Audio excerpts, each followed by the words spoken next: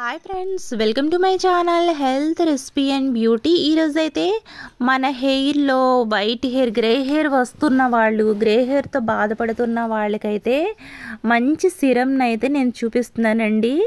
అసలు ఇది మన హెయిర్తో, ఈ యొక్క సిరమ్తో హెయిర్ వాష్ చేసుకున్నట్లయితే ఒకేసారి బ్లాక్గా అవుద్దని నేను చెప్పలేనండి. కాకపోతే ఉండగా మీ హెయిర్ అనేది బ్లాక్గా, అలాగే రీగ్రోత్ అవ్వడానికి అనేది చాలా బాగా యూజ్ అవుతుందండి. నేనైతే ట్రై చేశాను, మీరు కూడా ట్రై చేయండి. అది ఏం కాదు, మన హోమ్లో ఉన్నటువంటి సింపుల్ ఇంగ్రీడియంట్స్, ఒక్క 3 ఇంగ్రీడియంట్స్ ఉంటే సరిపోతుంది.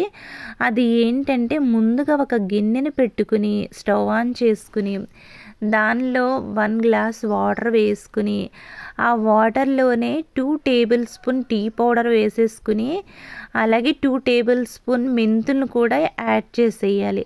యాడ్ చేసిన తర్వాత ఇవన్నీ కలుపుకొని ఒక 15 మినిట్స్ మరిగించుకోవాలండి. మెంతుల వల్ల అసలు చాలా యూజెస్ ఉన్నాయండి హెయిర్కి. అయితే అసలు హెయిర్ అనేది రీగ్రోత్ అవ్వడానికి మెంతులు ద బెస్ట్ అని నేను చెప్తానండి. నేనైతే యూజ్ చేశాను.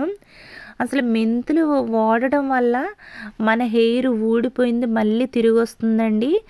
స్కాల్ప్కు పట్టున్నటువంటి డాండ్రఫ్ కూడా, మనకు పొరలుగా ఉంటుంది కదా, అది కూడా చక్కగా రిమూవ్ అయిపోతుంది. అంత బాగా యూజ్ అవుతాయి మెంతులు అనేవి.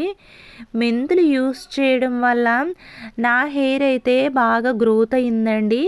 నేను చాలా బాగా రిజల్ట్ అయితే చూశాను. నేను వేసిన ప్రతి ఒక్క ప్యాక్లో, ప్రతి ఒక్క వీడియోలో నేను మెంతుల్ని బెస్ట్ అని చెప్తానండి. అందుకని నేను దాన్ని ఎక్కువ యూస్ చేస్తూ ఉంటాను. అసలు హెయిర్ బెస్ట్ అంటూ ఏదంటే ఒక మెంతులేనండి. ఆ మెంతుల్లో ఉన్నటువంటి దాన్ని మనము తీసుకుని పేస్ట్ చేసి పెట్టుకున్నా పర్లేదు. ఇలా అయితే గనక వైట్ హెయిర్తో బాధపడుతున్న వాళ్ళు, డాండ్రఫ్తో బాధపడుతున్న వాళ్ళు, ఈ వింటర్లో మరీ ముఖ్యంగా అసలు డాండ్రఫ్ అనేది రిమూవ్ అయిపోతుందండి. ఈ విధంగా మరిగించిన తర్వాత దీన్నైతే గనక ఒక స్ట్రెయినర్ సహాయంతో అయితే కనుక దీన్ని స్ట్రెయిన్ చేసేసుకోవాలి.